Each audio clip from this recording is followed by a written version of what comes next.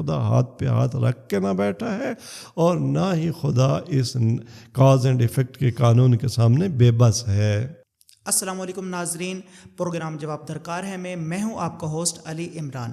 ناظرین، آپ جانتے ہیں کہ دانشوروں اور اہل علم کے ہاں یہ موضوع ہمیشہ زیر بحث رہا ہے کہ خدا اور نیچر کے درمیان رابطے کی نوعیت کیا ہے۔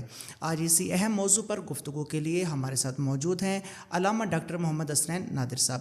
قبلہ میں آپ کا شکر گزار ہوں، آپ نے اپنا قیمتی وقت دیا۔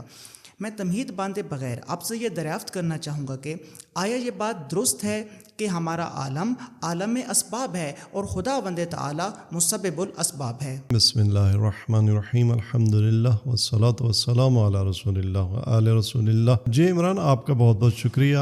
جہاں تک آپ کے اس سوال کا تعلق ہے، بالکل اس کا جواب 100% مثبت ہے کہ ہمارا عالم عالم اسباب ہے اور خداوند تبارک تعالی مسبب الاسباب ہے۔ خداوند تبارک تعالی نے اس کائنات کا اور ہماری نیچر کا جو نظام رکھا ہے وہ کاز اینڈ ایفیکٹ کا نظام ہے۔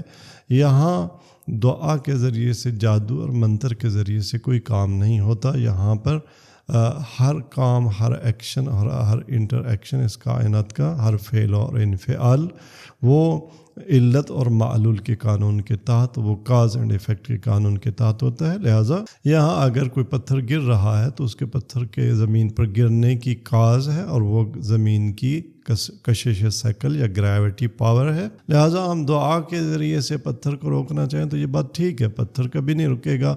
اگر آپ نے پتھر کو زمین پر گرنے سے روکنا ہے تو آپ کو اس کی کاز کو ختم کرنا ہوگا، یعنی آپ پتھر کو اتنا دور پھینکیں کہ وہ ایسی ہائٹ پر پہنچ جائے کہ وہ زمین کی سطح سے نکل جائے، جہاں پہ زمین کی جو کشش ثقل ہے وہ اسے اپنی طرف نہ کھینچ سکے۔ حضرت موسیٰ علیہ السلام بیمار ہو گئے اور آپ کو اپنے حواریوں نے، اپنے اصحاب نے، لوگوں نے کہا کہ فلاں جڑی بوٹی آپ تناول فرمائیں، آپ صحت یاب ہو جائیں گے۔ آپ نے فرمایا نہیں، میں خدا کی بارگاہ میں شفا مانگتا ہوں اور خدا مجھے شفا دے، لیکن نتیجہ یہ ہوا کہ آپ صحت یاب نہ ہوئے اور خطاب الہی آیا کہ اے موسیٰ، کیا تو نے اپنے توکل کی بنیاد پر میری حکمت کو باطل کرنا چاہا ہے؟ میری حکمت کا تقاضا یہی ہے کہ جڑی بوٹی کے کھانے میں شفا ہے۔ میرے سوا کون ہے جس نے اس جڑی بوٹی میں شفا کی صلاحیت رکھی ہے؟ تو شفا کی صلاحیت رکھنے والا خدا مسبب الاسباب ہے، لیکن اس مرض کے شفا یابی کا سبب مثال کے طور پہ فلاں جڑی بوٹی اور اس کے پتے یا اس سے بننے والی دوا ہے۔ تو یہ بات بالکل درست ہے کہ اس کائنات کا نظام جو ہے وہ اسباب اور مسببات کا، کاز اینڈ ایفیکٹ کا نظام ہے، اور یہ نظام اور نیچر کا نظام اسی قانون کے سہارے چل رہا ہے۔ قبلہ صاحب، اگر یہ بات درست ہے کہ نیچر کا سارا دھندا کاز اینڈ ایفیکٹ کے قانون کے مطابق چل رہا ہے، تو آیا خدا نعوذ باللہ ہاتھ پر ہاتھ دھرے بیٹھا ہے اور نیچر کے کسی پروسیس میں دخل انداز نہیں ہوتا؟ آیا خدا کاز اینڈ ایفیکٹ کے قانون کے سامنے بے بس ہے؟ جی ہاں، یہ بات بالکل درست ہے کہ نیچر کا دھندا وہ کاز اینڈ ایفیکٹ کے قانون کے تحت چل رہا ہے، لیکن اس کا امپیکٹ یہ نہیں ہے کہ اب خدا جنا نعوذ باللہ ہاتھ پہ ہاتھ دھرے بیٹھا ہے اور خدا بے بس ہو گیا اس قانون کے سامنے۔ ایسا نہیں ہے، بلکہ قرآن کے الفاظ میں بل یداہ مبسوطتان، خدا کے ہاتھ اب بھی کھلے ہیں۔ ایک بات ہمیں یاد رکھنی چاہیے کہ فزیکل ورلڈ اور نیچر کی دنیا ہو یا میٹا فزیکل ورلڈ کی دنیا ہو، اس میں کازز کو ڈسکور کر لینے کا مطلب یہ تو ضرور ہے، کاز جب بھی کریٹ ہوگی تو ایفیکٹ بھی آٹومیٹیکلی وہ بھی کریٹ ہوگا۔ لیکن یہاں یاد رکھنے کی بات یہ ہے کہ نہ سائنسی پرسپیکٹو میں اور نہ ہی فلسفیکل پس منظر سے کبھی بھی یہ کلیم نہیں کیا جا سکتا کہ اگر ہم نے سپوز ایکس ایفیکٹ کے لیے وائی کو بطور کاز ڈسکور کر لیا ہے تو ایسا کبھی نہیں ہوتا کہ ضروری ہو کہ ایکس کی اونلی اور لونلی کاز صرف وائی ہو۔ کئی اور کازز ہو سکتی ہیں، اس ایفیکٹ کی ملٹیپل کازز ہو سکتی ہیں، اور ممکن ہے ہم نے چند کازز کو ایکسپلور کر لیا ہو اور ابھی بہت ساری جو کازز یا علل و اسباب ہیں ان کا ہمیں پتہ بھی نہ ہو۔ تو کوئی بھی سائنسدان، کوئی بھی شخص یہ نیچر کی دنیا کے حوالے سے اور نیچر کے حوادث اور ایونٹس اور ایفیکٹس کے حوالے سے یہ کلیم نہیں کر سکتا کہ ہم نے آل ایفیکٹس کی آل کازز کو ڈسکور کر لیا ہے۔ یہ عین ممکن ہے کہ ہم نے کچھ کازز کو ڈسکور کیا ہو، لیکن سٹل بہت ساری ادر کازز یا اینی ادر کاز یا کوئی الٹیمیٹ کاز سٹل ایگزسٹ کرتی ہو، جس کو سائنسدانوں نے یا نیچر کی دنیا کے دانشوروں نے ابھی تک ڈسکور نہ کیا ہو۔ تو کوئی بھی شخص نیچر میں جو یہ دھندا چل رہا ہے نیچر کا کاز اینڈ ایفیکٹ کا، تو اس دنیا کے ایونٹس، ایکسیڈنٹس اور ایفیکٹس کو اپنی صرف ایکسپلورڈ اور ڈسکورڈ کازز میں منحصر نہیں کر سکتا، اور یہ نہیں کہہ سکتا کہ ان کے بیانڈ، ان کے پیچھے، ان کے بعد اور ان کی پشت پر کوئی اور کاز نہیں ہے۔ لہٰذا کاز اور ایفیکٹ کے سلسلے کی پشت پر کوئی سپر نیچرل کاز کار فرما نہیں ہے، ایسا کوئی کلیم نہیں کر سکتا۔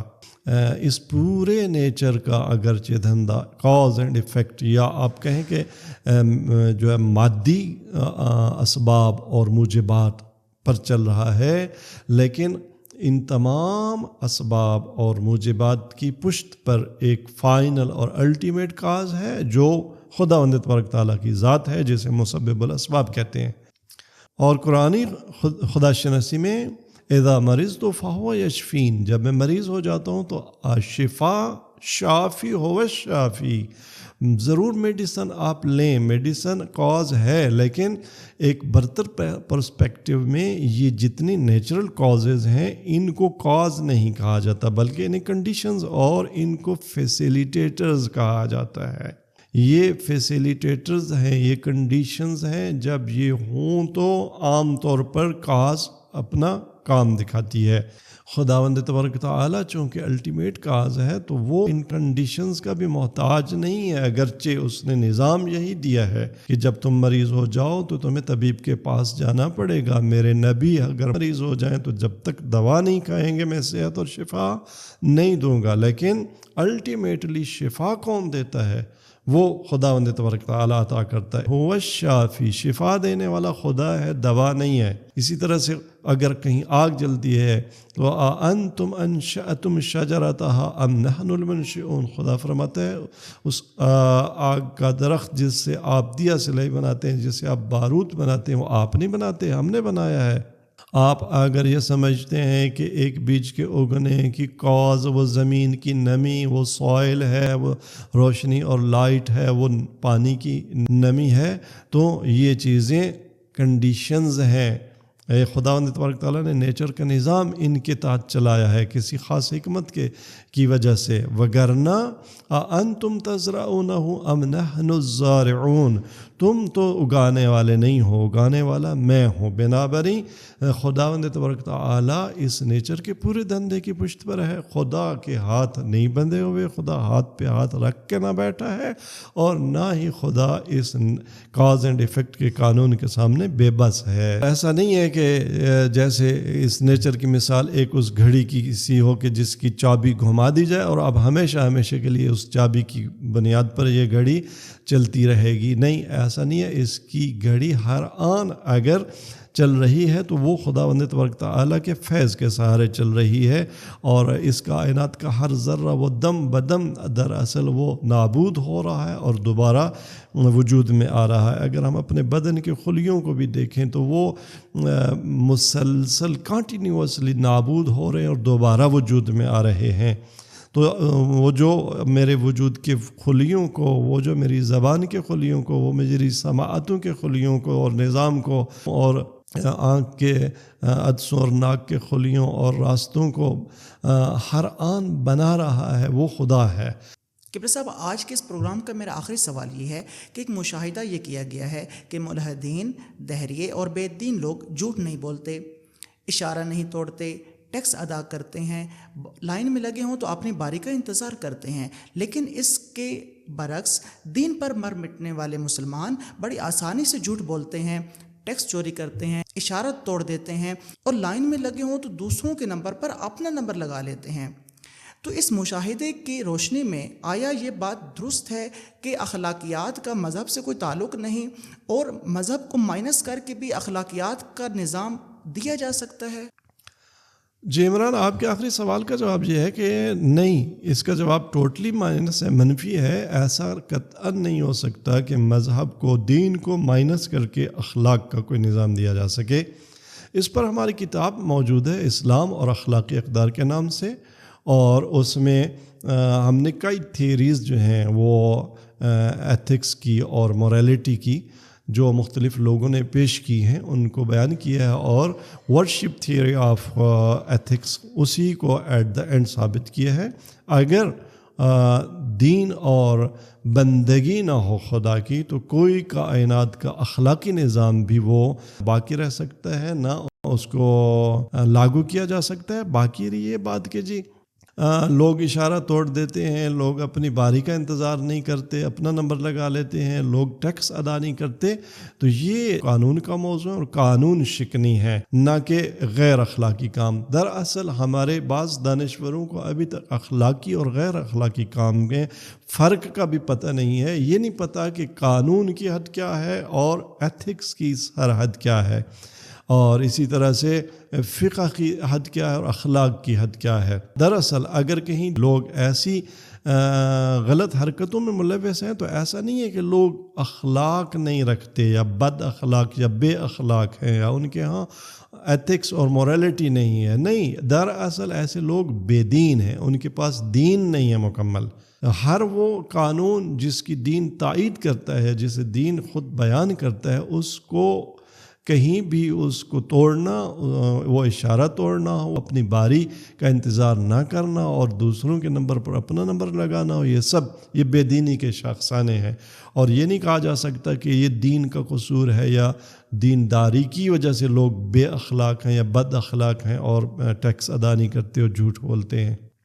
لیکن یہاں یہ بات بہرحال مد نظر رکھنی چاہیے کہ یہ جو منفعت طلبی کا اخلاق ہے نا، کہ جی تم ہمسائے کی گائے چوری نہ کرو کیونکہ وہ تمہاری گائے چوری نہیں کرے گا، تم اس سے جھوٹ نہ بولو تاکہ وہ تم سے جھوٹ نہ بولے، چند لوگوں کا گروہ ہو، جنگل میں جا رہے ہو تو ایک دوسرے کی بات پر اعتماد کرو تاکہ تمہارا باہمی نظام حیات باقی رہے۔ تو یہ دیکھیں، یہ منفعت اور یوٹیلیٹی یا گڈنیس کا جو اخلاق ہے، یہ اخلاق نہیں کہا اسے کہا جاتا، یہ منفعت طلبی ہے، سوداگری ہے، یہ بزنس ہے۔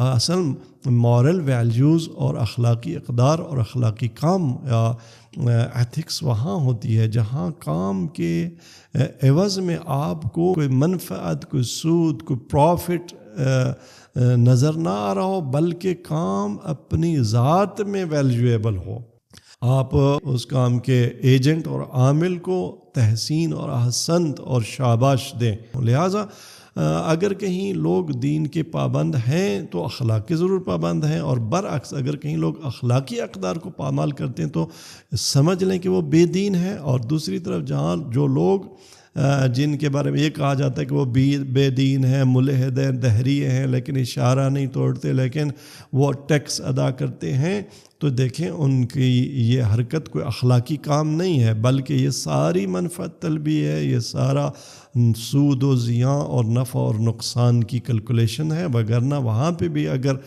قانون اور جرمانے اور پنشمنٹ کا وہ اگر خطرہ نہ ہو تو وہاں بعض رپورٹس عالمی سطح پہ چھپ چکی ہیں کہ 1 منٹ میں 8 7 انسان قتل کر دیے جاتے ہیں امریکہ جیسے ملک میں، اور لاکھوں کروڑوں ڈالر کے جو ہے سٹور، وہ ان کا سارا سامان چوری کر لیا جاتا ہے اگر پولیس کا ڈر نہ ہو، اگر کیمرے لگے ہوئے نہ ہوں۔ تو کہاں وہاں کے لوگ جو ہیں وہ اعلیٰ اخلاق کے مالک ہیں، اور فرض کریں کہ ہمارے پاکستان کے لوگ جو کہ مسلمان ہیں وہ بے اخلاق ہیں یا اخلاقیات سے بے بہرہ ہے۔ بہر صورت اگر دین کسی کا مضبوط ہے تو وہ نہ کسی کے ساتھ جھوٹ بولتا ہے، نہ وہ اپنے سوشل جو اس کی ڈیوٹیز ہیں، وہ ٹیکس کی ادائیگی ہو، وہ اشاروں کا احترام ہو، وہ ان کو نہیں توڑتے۔ قبلہ میں آپ کا شکر گزار ہوں، آپ نے اپنا قیمتی وقت دیا۔ جی آپ کا بھی بہت بہت شکریہ، آپ نے ان انتہائی اہم موضوعات پر ہمیں گفتگو کرنے کا موقع دیا۔ ضرور ہماری بھی یہی توقع ہے کہ ہمارے ناظرین نے اس گفتگو سے انشاءاللہ علمی استفادہ کیا ہوگا اور علمی پیاس بجھائی ہوگی. بہت بہت شکریہ. السلام علیکم ورحمۃ اللہ وبرکاتہ.